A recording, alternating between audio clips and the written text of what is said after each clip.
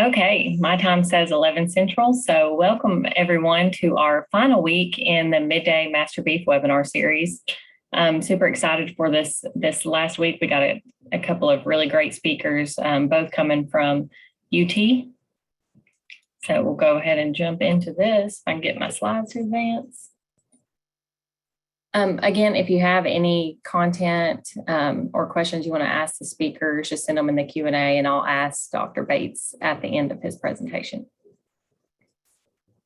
We don't have any poll questions today, so we won't worry about this. And without further ado, our speaker for today is Dr. Gary Bates. He serves as the director of the UT Beef and Forage Center, and I believe you have another title right now that I didn't put up there.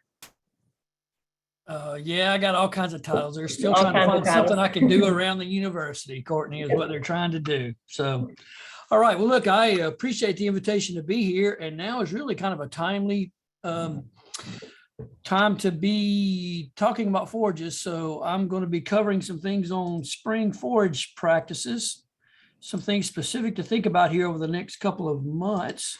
So I am going to share my screen. And Courtney, can you see that? Yep, you are good to go. Okay, fantastic. All right, so we're going to talk about some things that you need to be thinking about doing possibly this week and on for the next couple of months. So let's just kind of jump into it out of respect for y'all's time. The first one that we need to be thinking about is weed control, because very quickly over the next month or two, we're going to start having pastures that look really weedy if we don't do something about them right now. And so the type of weeds that we're talking about are things like buttercup and thistles, plantains, those kind of things. You know, they're going to, the buttercup is going to start blooming yellow. The thistles are going to start bolting up. And so right now is the time to be thinking about controlling those, because what ends up happening, you know, a lot of times people they think they don't have many weeds. And then all of a sudden they get into mid to late April, maybe May, and it's like, man, their pastures are all yellow. Well, what happens is a lot of times these weeds begin to germinate and grow back last fall. So in that September, kind of October, November period, once we started getting fall rains, temperatures cooled down, all those weeds germinated. And then what happens is during the wintertime, starting in December through about the, first to mid part of April or so, those weeds are just out there growing. They don't have any blooms on them. So most of the time they're just flat on the ground. And so a lot of times if we're not paying attention, we don't really notice them that much. But then what's going to happen then all of a sudden is we will get a certain ratio of daylight and dark, and these plants are going to start to bloom. So that's when pastures turn yellow and, all kind of things happening. So right now we're at a point where we can control these weeds because we're in this period right here. They're still vegetative. They haven't bloomed yet. So broadleaf herbicides are going to work really, really well. And so the thing to understand about cool season weed control is you don't want to spray too early. You don't want to spray back here when they're still germinating. You also don't want to spray too late, because once the plants have bloomed, the herbicides aren't nearly as effective. So you got this window between December and basically the end of March when you have the opportunity to control these weeds. So just kind of a couple of general recommendations. If you've got buttercup or thistle, usually what you need is 2 pints per acre of 2,4-D. It's going to do a really good job of controlling those. If you throw in there that you have some plantains, maybe some buckhorn plantain with it, probably what you need to do is take that 2 pints of 2,4-D and then add about a pint of dicamba. You can make your own and do it like that. Or if you want to use a premix, you can use 2 quarts of one of these premixes, Brash, Weedmaster, Range Star, any of these 2,4-D dicamba mixes. And this should do a great job of trying to control those weeds. Remember that when you're doing this, you want to apply usually somewhere about 20 gallons of fluid per acre.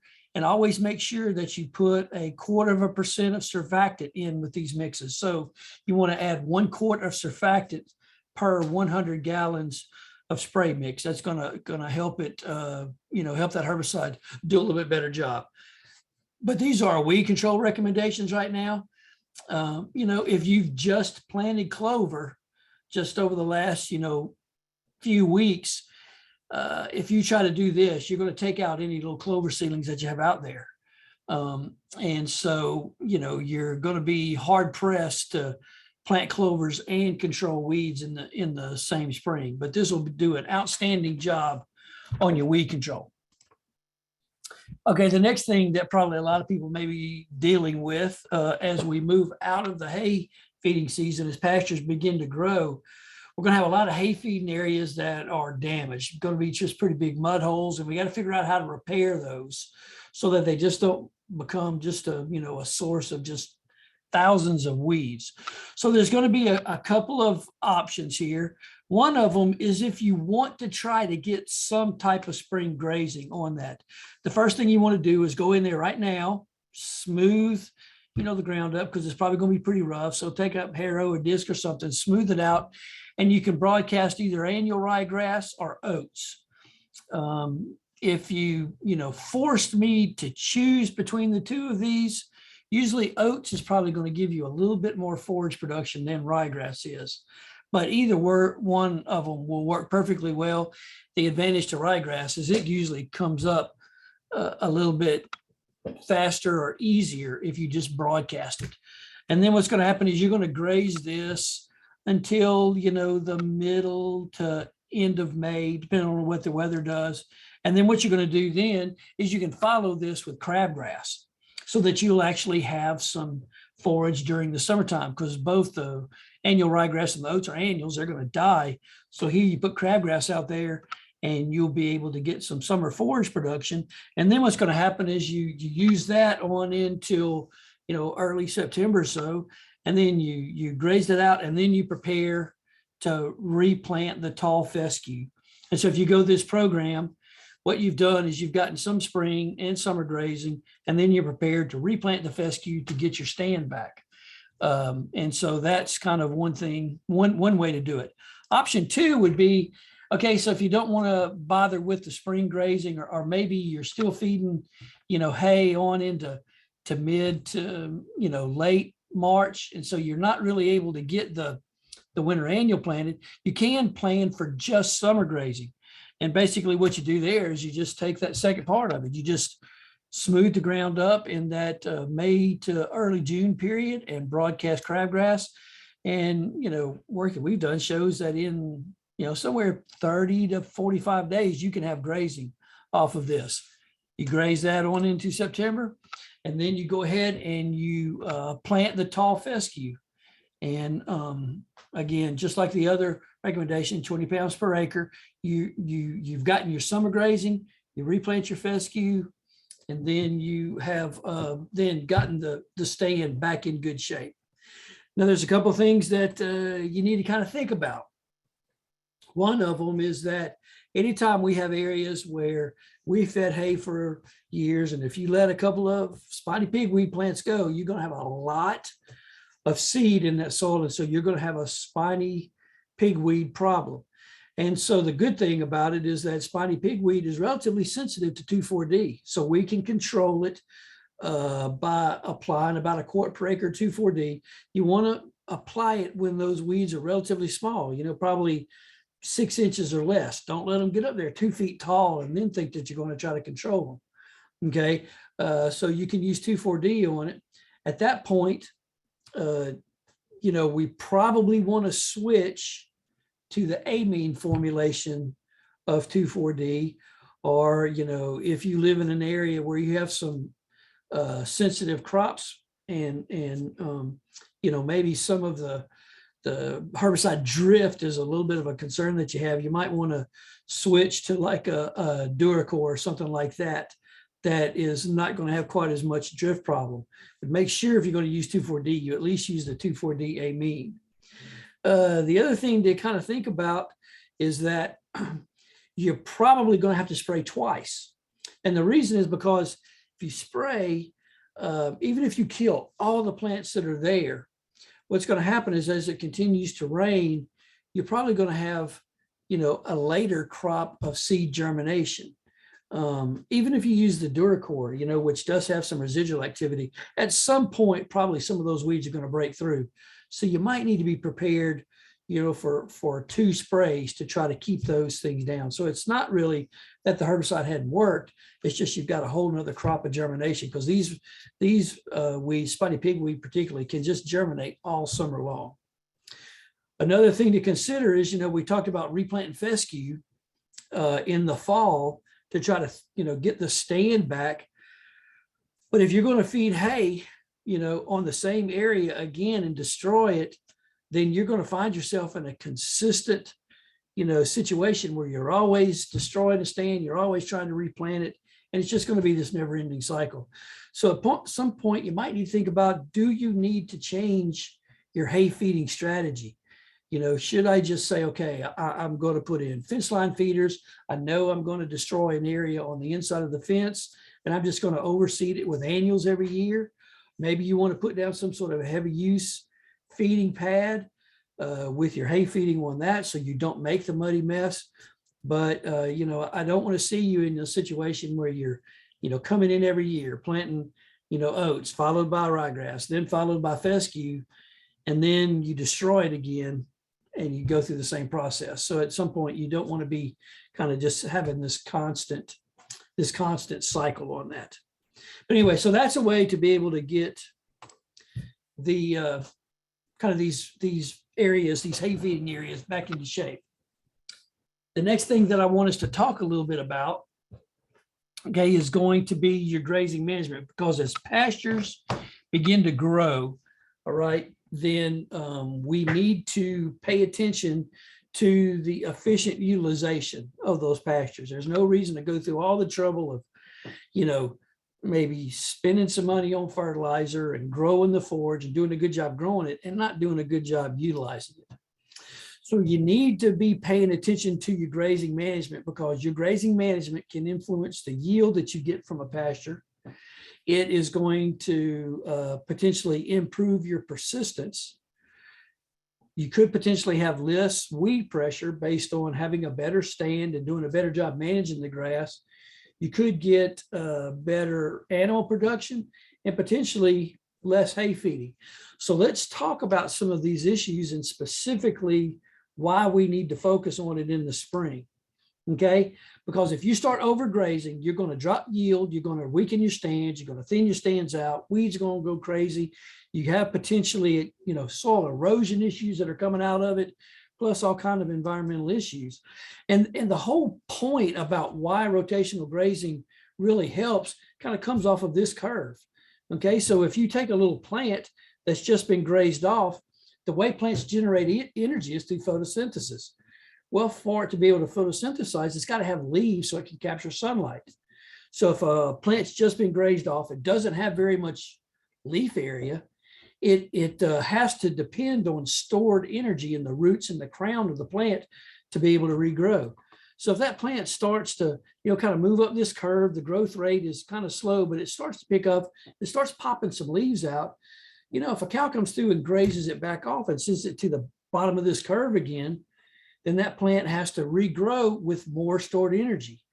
And every time it grows up, if a cow grazes it down, it has to constantly pull energy from its stored reserves. And eventually that plant's going to run out of energy, or it's going to be weakened so that a drought or a disease or something may end up killing it. And so that's where you start thinning your stands out. And we really have to pay attention to the fact that this overgrazing, the reason overgrazing hurts us is because plants were stressing their root reserves. So what you'd like to have happen is let this plant be able to regrow so it gets up into this stage of growth where it's growing really fast. It's producing a lot of energy because it's got a lot of leaves. And then what happens is it's able to produce all the energy it needs to be able to grow. Plus it's able to replace what it used up when it first tried to grow. And so what we're trying to do is, give chance when plants get grazed down, we want to get animals off, give the plants a chance to be able to regrow and get up into this stage where they're producing a lot of energy, and they even have excess energy to put into storage. And then when it gets up, we put animals back on and we just graze it back and forth down here. But if we keep plants grazed down, what it's going to do is it's going to hurt our persistence, but it's also going to hurt our yield, because we keep the plants down in this low, this low growth rate. Okay, so just to kind of illustrate that, a couple of years ago, we had a couple of students that did a quick little study. We took an area of a fescue pasture, okay, and we fenced it off. And this area got managed. Everything got managed the same. But we put two different treatments on here. One of them was we wanted to try to kind of simulate continuous grazing. So what they did is they came out every week and they clipped the forage at 3 inches high. And they did that every week for 2 months. We also had a treatment where we want to kind of simulate rotational grazing.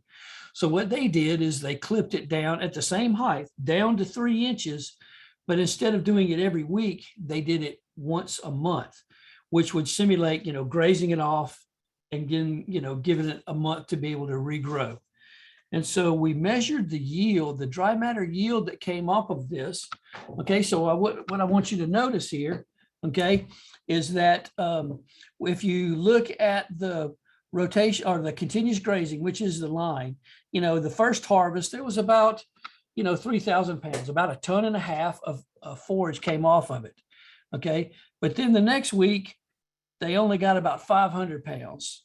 And then the next week, a little bit less, until finally, after about 5 weeks, they really were not getting much in terms of regrowth at this point, because it had been getting clipped so often that the plants just were not regrowing very fast. So they got a total yield of about 2 tons per acre. If you look at the rotational grazing, so obviously the first clipping was the same. Okay, they got about the same yield. But then when they came back 1 month later, they ended up getting about 1 ton per acre. And then they came back another month later and they got just slightly under 1 ton per acre for a total of 6,700 pounds, over 3 tons per acre. So there was over an extra ton of forage that came just by this rotational grazing. And the reason is because you let plants grow, you let them get into that fast growth rate so they're able to grow more. So this is something that you get just strictly by trying to rotationally graze. You're going to increase your yield. Okay. I'm going to show you just a video that hopefully kind of illustrates a similar type of thing. What they did, I'm going to show you a video. What you'll see is it's 2 orchard grass plants. One plant, the one that's going to be on the left, was kind of under a harsh continuous grazing. It got clipped at 1 inch every week for 4 weeks. The plant on the right, the pot on the right, it got clipped higher, okay, 3.5 inches only once a month. So not only was there a difference in the clipping frequency, it was a difference in the clipping height. And the video that you're going to see shows the regrowth for 5 days after the last clipping. So let's see if I can make this work here. Okay, so just watch the difference in the growth between the 2 pots and how fast they regrow. And it gives you a very visual image about rotational grazing. So this is what occurred over the course of 5 days.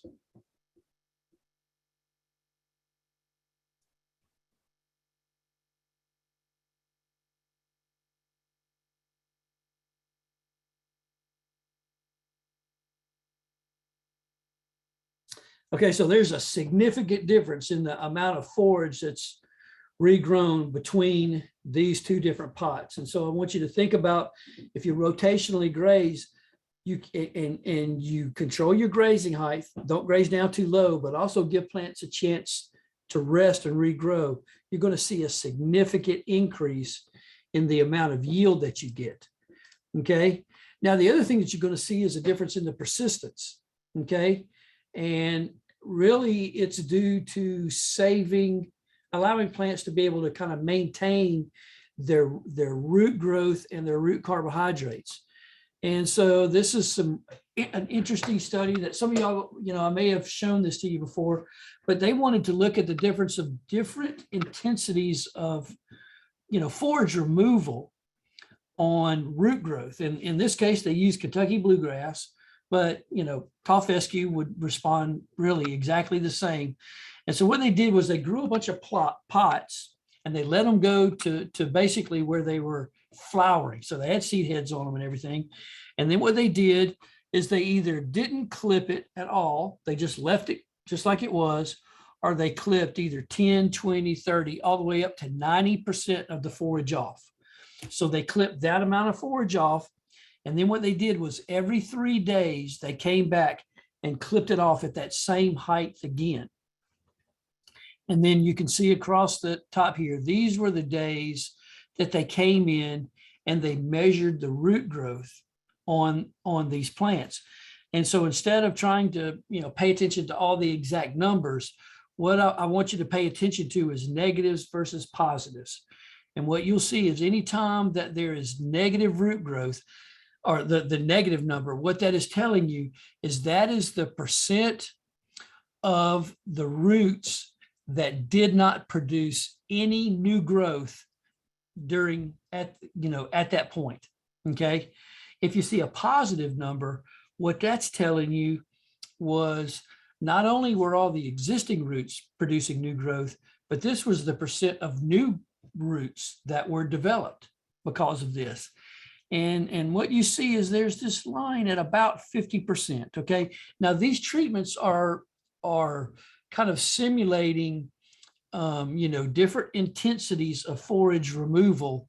But remember, they were done every 3 days. So it's kind of like this continuous grazing situation.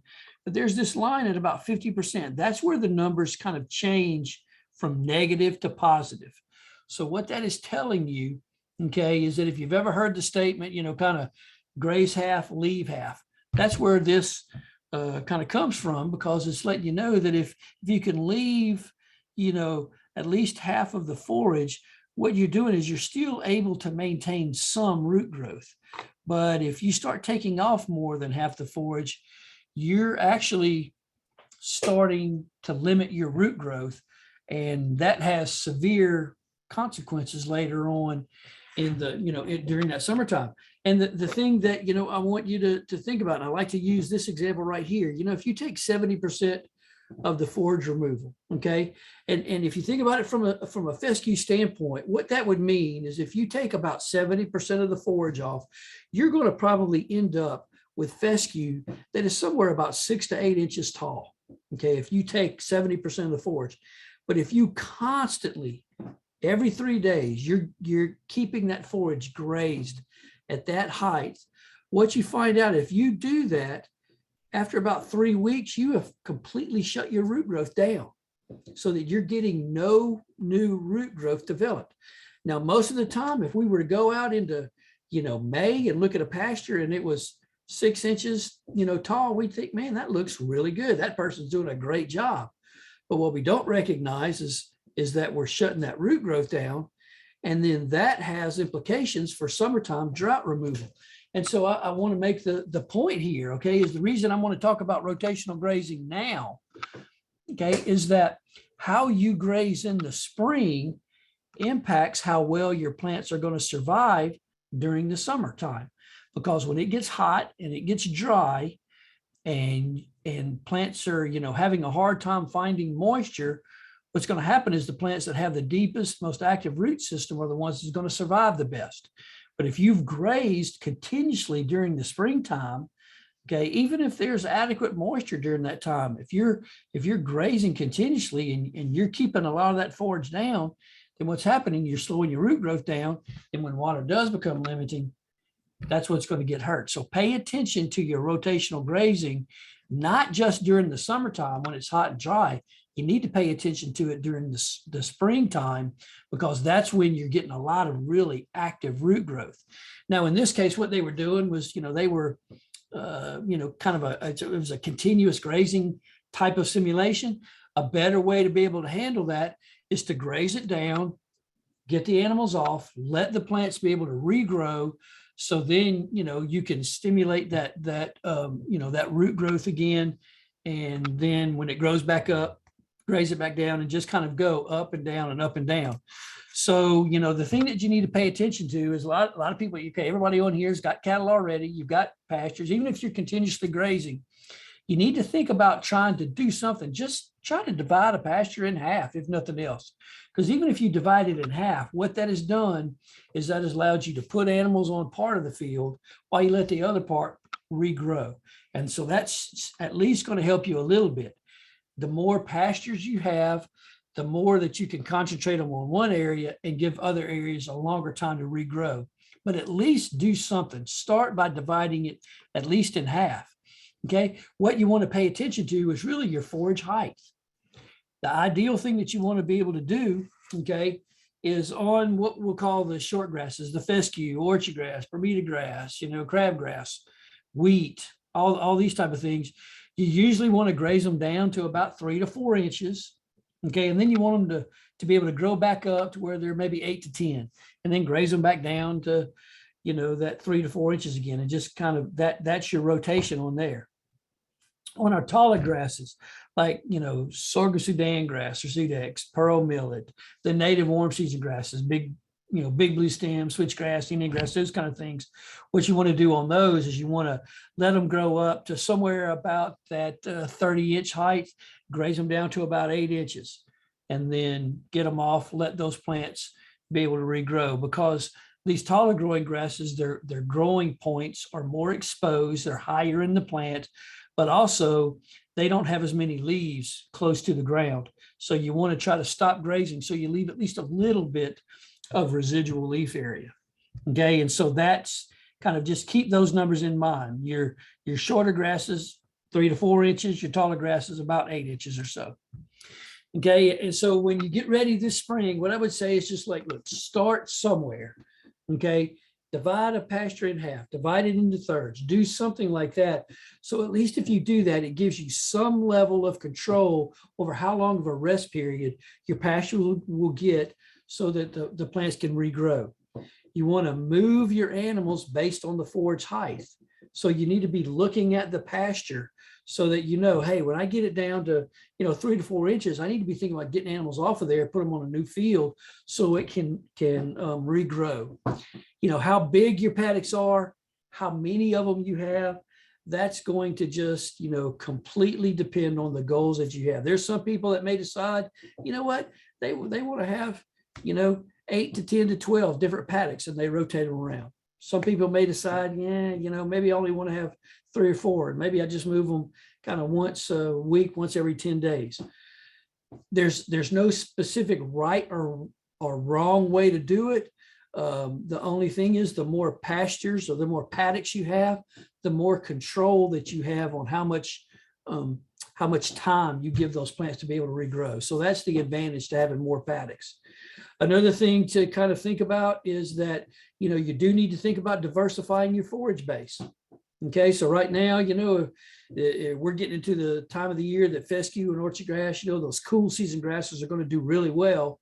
But you might need to be thinking about, should you plant a few acres of a summer annual, sorghum Sudan grass or crabgrass or something along those lines? Maybe do you need to be thinking about planting some sort of perennial like Bermuda grass or one of the native grasses, but plant something that's going to give you growth during that mid to late June, July, and August period, because you could do a lot with rotational grazing.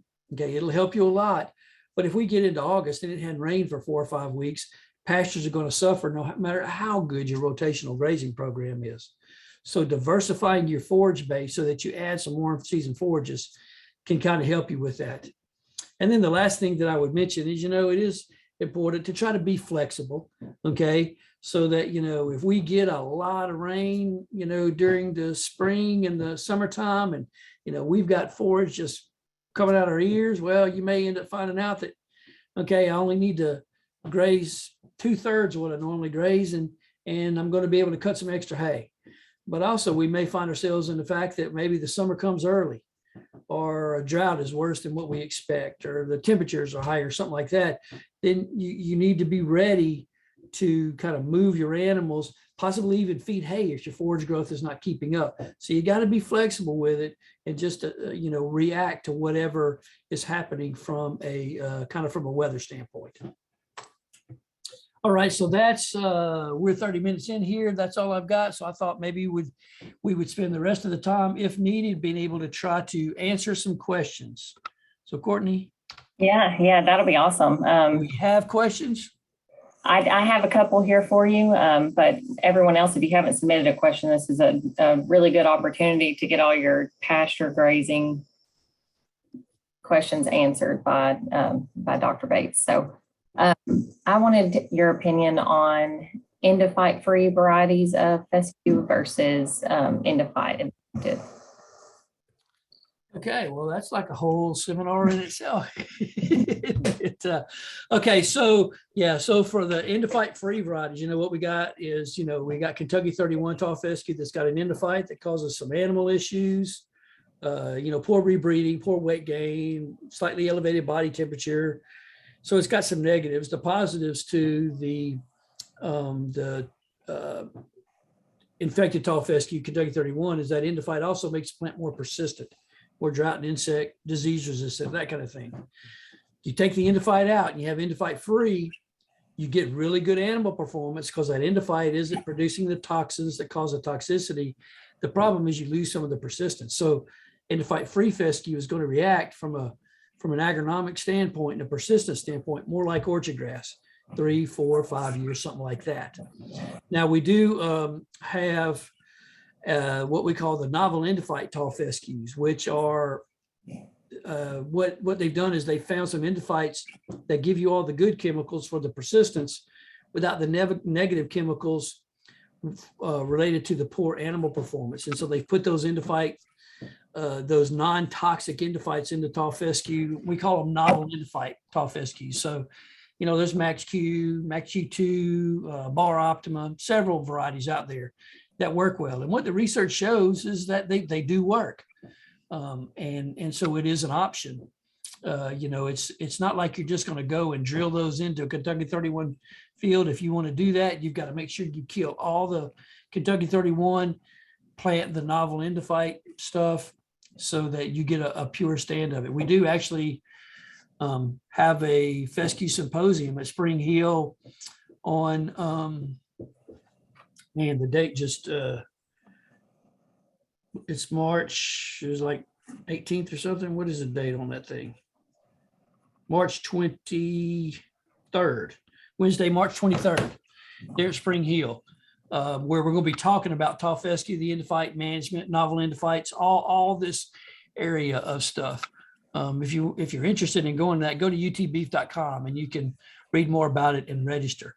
So specifically back, Courtney, to the question, what do I think about endophyte free tall fescues? I can tell you they work well, but they're not going to persist. So if you wouldn't plant orchard grass, there's probably not any reason to plant endophyte free fescues. You need to think about either Kentucky 31 and use clovers and various management factors to minimize the endophyte, or you need to think about going to the novel endophytes. Okay, awesome. We had a couple of different people ask the question on what you recommend in a shaded area of the pasture. Well, it depends on how shaded. Okay, plants need, grasses and everything needs light to be able to grow. So if it's very shaded and you want something perennial, one of the better ones, the more shading tolerant ones would be like orchard grass. Okay, I think that's probably where it got its name from, it growing in some orchards. But that would be one that you could be able to use. If tall fescue isn't surviving because it's too shaded, you might think about orchard grass, but you're going to struggle to get a lot of forage off of something that is so shaded that a perennial grass won't be able to live. So you're kind of limited from an option standpoint. Yeah, and kind of back on that endophyte tall fescue, we had a good question about grazing height management, as in using rotational grazing, and does that help resolve some of those issues that you would get from the endophyte? Okay, so, excuse me. So yes, the grazing management does help that, because really the place where the endophyte, the time of the year where the endophyte is the worst is going to be during the springtime when the plant produces a seed head. So it's going to be that late April, May, kind of June period is when the alkaloids that cause the problem, when they spike. And so there's two places where they're the highest, in the seed head at the top and then in the bottom 3 inches. So if it's a pasture that you're grazing when your plants produce a seed head If you want to go through there and mow that off, then that's going to mow those seed heads off, and it's going to help reduce the alkaloid level from that standpoint. But then when you graze, don't graze below 3 inches, and the animals won't take in quite as high a level of the alkaloids. I'm not going to say that they won't take any alkaloids in, because there still are some in that in between forage, but it won't be nearly as bad. And it's one of the tools that you can use to kind of reduce alkaloid level. One of the best tools we have is clovers. Plant red and white clover. That helps. Use good grazing management, clip seed heads. That helps a little bit more. All those things together, kind of, you can start stacking these to get better performance. Yeah, and you pretty much just answered another question we had coming in related to grazing management and clipping the pastures before it gets too tall. They were asking at what stage do they need to be clipped? Yeah, basically the way that I would look at it is, when you get to a point where you kind of, what I would say would be, we'll call it that bloom stage, when the seed heads kind of open up, and the tall fescue seed head comes up and then the panicle opens up. That's a good point to try to go ahead and clip off, because your quality is kind of starting to drop, and that way you can force the plants to regrow. It helps from the endophyte standpoint, just like we talked. So that's what I'd be looking for. Okay. And then thinking about the best control for sagebrush. You have something off the top of your head you recommend for that? Yeah, well, you can see there's a lot on the top of my head, so I don't know what kind of answer we have there. Okay, so broom sage is a warm season perennial grass. Okay, and a lot of times what we see when we look at it during the summertime, that mid to late summer, what we're seeing, that golden orange thing, that's the seed head. So if you want to try to get rid of a broom sage, we can't selectively take it out, of a fescue or orchard grass field. We can't selectively do it. So what you want to do is, number one, soil test, because a lot of times when you start seeing broom sage, that's giving you an indication that you got maybe low soil fertility. It could be low pH, could be low phosphate, could be low potash, or could be any combination of those. That's the first thing. Get soil fertility in good shape. The second thing you want to do is to come out there and look in late March to early April and see how good of a stand of grass do you have. Is part of the reason you have broom sage, just because you don't have enough fescue or orchard grass plants to outcompete it. So if you need more grass, you need to be getting prepared to come in September and drill more grass, thinking to stand up to offer competition. And then the third thing that you want to do is clip it twice during the summertime. Clip it at probably the mid-ish kind of July period, when the plants start producing the seed heads. Mow it off, force those plants to try to, regrow that seed head, but then also come in and do it again kind of late August, first little bit of September, because that's the point when those plants are getting ready for the wintertime. They're sending carbohydrates to the roots. So you clip them that second time, you'll weaken them even further, and you'll begin to thin the stand out. I'm not going to say that it's going to take out 80% of the plants, but you'll start to see a decline in the amount of broom sage, because that broom sage probably didn't come in there all in 1 year. We're not going to be able to get it out all in 1 year. So it's going to be a several year process. A gradual process, right? And I'm pretty sure you went over this in your presentation, but they said they had to take a call, so sorry. But when do you start stockpiling fescue for winter grazing? When would you start stockpiling fescue for winter grazing? We usually think about that happening in September.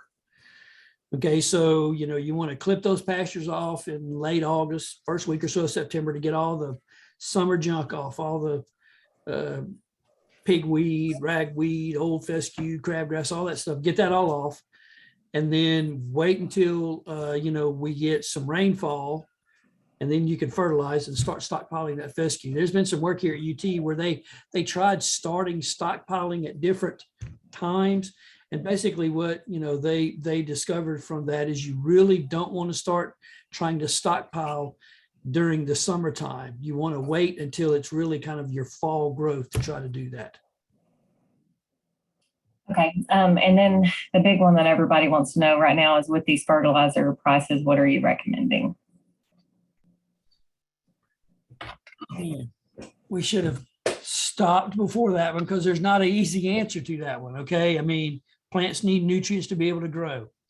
So if you want to try to reduce your fertilizer bill and have minimal impact on your production, okay, there's a couple of things that you want to do. The first thing you want to do is make sure that you soil test. Got to make sure, see where your pH is. Because if you've got nutrients in the soil and you're going to apply fertilizer, you want to make sure your pH is above 6.0, because that makes sure that all those nutrients are available to the plants. As your pH drops and it gets below 6, what happens is some of those nutrients get tied to the soil particles and the plants can't use them. So soil test and make sure your pH is in good shape. The second thing that you want to do is, if you're going to apply some nutrients, particularly nitrogen this spring, don't do it too early. Okay. So I've not looked at the weather forecast today, but I know that when I was talking to my wife last night, she was talking about here in Knoxville, we have the chance for snow. I think it was this weekend. We're going to get that down to like 19 degrees. Don't fertilize prior to this last cold front coming through, because if you put the nutrients out, and then we get this cold snap or maybe some snow coming across it and all, it's going to shut the fescue back down and slow it back down. It's going to take time to kind of regrow. Well, in the meantime, your nutrients been out there. Some of them may have leached, maybe a weed's used it or something like that. So wait and delay your fertilization until you know your plants are really actively growing. Okay. Another one, and really there's not, a lot you can do about it right now, but you need to have a consistent focus on having clovers in every grass field you have, whether it's hay or pasture, because that clover during the springtime, once it gets established, can contribute the equivalent of about 60 pounds of nitrogen. That right there is one of those things that if you would have thought about doing it last year, you'd have saved yourself a lot of money on nitrogen right there. So that's a few things to do. Yeah, I was hoping you'd say that about clover. I figured you would. We had a follow-up question with what kind of weed control can you use to not hurt your clover stand? Okay. Yeah. So, the questions are getting harder as we go, Courtney. All right. So clovers, if it's red clover, you can't use any herbicide on red clover and save it. Anything is going to kill that. But if I have white clover and it's established, I can use 2 pints of 2,4-D or less. I can control my weeds, and it'll yellow my clover up, but it'll come on through it. And so that's where, if you looked at when we had the recommendations early in the presentation about 2 pints of 2,4-D for buttercup and thistle, that's, you want to stay at that rate or less. You can control buttercup thistle, save your white clover. If you start having plantings and harder to control weeds to where you have to go to a higher rate, or some of our stronger herbicides like Duracor or Graze on Next, you can't save clovers and then kill the weeds. At some point in the future, there's going to be a herbicide that's going to be labeled called Pro Clova. It's from Corteva. And that herbicide is supposed to give us a little bit broader weed spectrum than maybe 2,4-D does, and it won't kill white clover. And so if you start hearing something in the future about Pro Clova, that's what that herbicide is. It gives us a chance to kill some weeds and save our white clover. Awesome. We have a few questions about planting time, and I'll just say real quick, I put in the follow-up email that you'll receive tomorrow a link to the UT Beef and Forage Center publication on some planting and seeding guidelines. So you'll get that tomorrow, and that'll answer a few questions. So Dr. Bates, I'll give you a couple more quick fire, short answer ones, and then I'll let you off the hook. How about that? Okay. Is it too late to plant fescue in pasture if completed within the next week? I do not like spring plantings of tall fescue at all. We have a hard time getting them established, even if you would have done it a month ago. You got about 2.5 months to get them established, and then it gets hot, crabgrass and everything else comes on, and and just eats its lunch. So we would recommend you wait and plant in the fall. So I'm never a fan of spring seeding, but I think the only way I'd want to do it is if it was an absolute emergency and I had to get it done, then do it ASAP, and I'd bump my seeding rate up to more toward 25 and 30. If you want to see a good example of why I don't like spring seedings, on utbeef.com, if you look under the videos, we have something that's titled Spring versus Fall Seeding of Fescue. You can look at a demo we did at Spring Hill, and it's a clear indication of the problem with spring seedings. Yeah, and I can link that too in the follow-up email. So fantastic. Yeah. And then this will be the last one, I promise. Thinking about this cold front we have in this weekend, is there anything we can spray or do that might affect our weed population in our pastures? So what I'm going to take that to mean, Courtney, and help me with it, is that can we go ahead and spray now, even though it's going to get cold this weekend? Can we still do that? Is that how you take that question? Yeah, I think so. Okay. Well, really what you need, okay, is about 3 days where your high temperature gets to 60.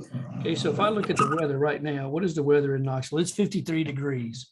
Okay. Our high temperature today is supposed to be about 56. So that's warm enough. I think that you can come in and you can spray, because we've had relatively warm weather. I think you could go ahead and do it. And then by the time the cold front comes through this weekend, I don't think that'll be any big deal. You know, the plants will take those herbicides in. So I think you can go ahead and do it. If we get to this weekend and it gets cold again, then you want to delay your spraying until you have about 3 days where your high temperature gets to about 60. And we still should be in good shape then. Awesome. But as far as mowing down, you don't expect the soil temperature to drop low enough for that to help destroy? No, I don't think that's going to be a problem. Okay. Yeah, well, I know we're a little ahead of time, but I'm going to go ahead and call it quits on the questions if you're good with that. Are you asking me? Yeah. Oh, man, I'll sit here and answer all day long. If I don't know them, you made an A in the Forage class, I'll let you answer. Yeah. I'm going to have to defer on that one. But yeah, we have a lot more of good questions here. So I can ask you a couple more since we have a couple more minutes. Okay, so how many years will a stand of the Red River crabgrass last before you have to reseed, just generally? Okay, technically it's going to last 1 year because it's an annual. So any plants that are out there this year are going to die when we get into October. If you manage it so that, you know, particularly that second half of the summer, you kind of back off your grazing management and let the plants produce seed, you should be able to, you know, unless you get some sort of really early frost that really just knocks your seed production back, you really should be able to manage it to keep it going. I mean, I don't want to say forever, okay, because that's like this, you know, major term, but you should be able to get a lot of years because you're just managing it so it reseeds. So that's the big thing that you want to do, is to that second half of the summer, back off your grazing pressure, let the plants be able to produce and fill seed, and you should be fine, be able to keep a stand for year after year. Okay, you might have mentioned this, so sorry if I missed it, but weed control for wild buttercup in pastures? Yeah, buttercup.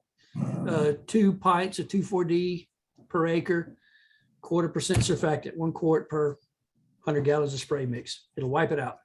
And your timing on that would be the same, dealing with the weather. You need 3 consecutive days of. That is correct. Okay. Awesome. Okay. Someone's asking about residual effect on red clover when spraying for weeds in the spring for fall reseeding. Okay. Yeah. So what about the residual aspect of some of the herbicides? So if we're talking about 2,4-D and dicamba, those are usually gone in about 30 days. But if I start using like the Grazon Next, Duracor, things that have the amino pyrrolid in there, it's usually 6 to 8 months before you can reseed. And so, you know, if I'm spraying for some reason, I'm spraying during the spring with Duracor, you know, 6 months to 8 months will put me in the September to November kind of a window. So if that were the case, I think I would just wait and plant the clovers in February. And are most warm season annuals easy to broadcast, or do some need to be drilled? That's a good question. It depends on, to a large extent, it depends on seed size and aggressiveness of seedlings. And so things like crabgrass, very easy to broadcast. I mean, it'll almost come up, on the top of my desk if I spill some and pour a little water on it. Sorghum Sudan grass, a little bit bigger seed, not as good for broadcasting unless you have the ground worked up. Now, what I'm thinking of is broadcasting over the top of a non-worked field. Crabgrass works well. Something like sorghum Sudan grass or pearl millet, I probably either want to drill it or I want to work the ground up so I get a nice seed bed, broadcast the seed, and then cultipack. So crabgrass, yes. Sorghum Sudan grass, pearl millet, not quite as good. And someone asked if they applied nitrogen this week, do they need to use N and K fertilizer in September? So you generally on cool season pastures, you're only going to need to apply K, potash one time a year. So spring or fall. Nitrogen, you can apply it several different times. So any nitrogen you put on this spring, it's going to be gone in about 45-ish days, maybe 60 days, something like that. So it's going to get used this spring.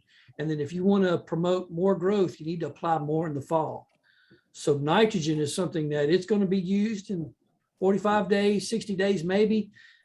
Potash and phosphate, you only need to apply once a year, and you can put on what you need for the entire year at one time, as long as we're talking about cool season grasses. Well, I think that's all we have, Dr. Bates. Fantastic. We really appreciate you being on here. Awesome discussion. Lots of questions got answered. Awesome presentation. Lots of good points for the producers. So thank you again. Thanks everyone for joining us in the middle of your day. We have Dr. Troy Rowan talking about some selection indexes on Thursday for our final webinar in this series. So we'll see everybody Thursday, and you should get the survey right after I end this. If not, you'll get it in an email tomorrow. So thanks, Dr. Bates. All right. Thank you. Take care, Courtney. See you.